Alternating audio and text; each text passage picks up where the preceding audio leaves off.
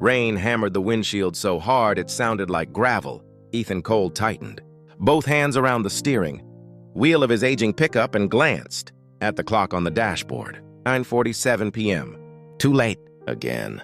In the back seat, his 8-year-old daughter slept curled beneath an old yellow blanket, her small sneakers still on because she'd been too tired to take them off after basketball practice. One of her braids had come loose, hanging across her cheek.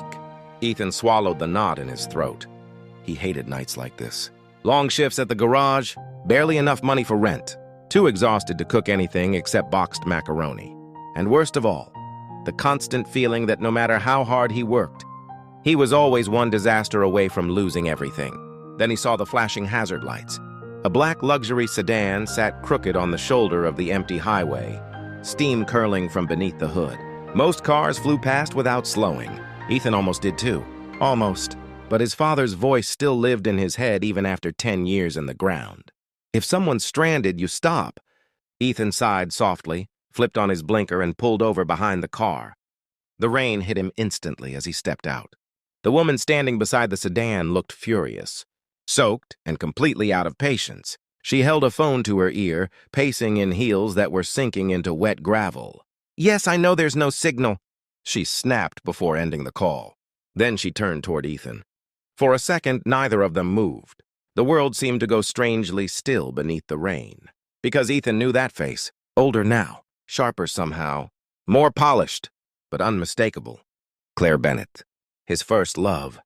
The woman who had once planned a future with him in a tiny apartment over a laundromat.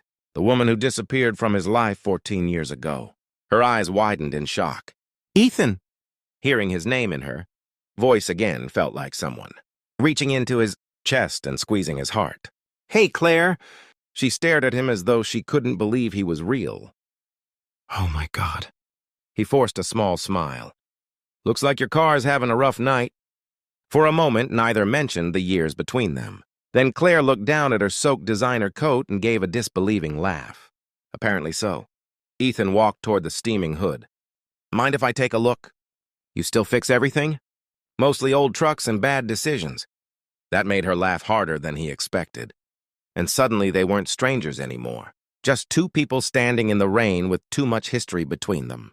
He opened the hood carefully. "Radiator hose blew," he said after a moment. "You're not driving this tonight." Claire sighed. "Perfect. You got somebody coming?" "My assistant tried calling roadside service, but there's no reception out here." Ethan glanced toward his truck. "I can drive you somewhere safe."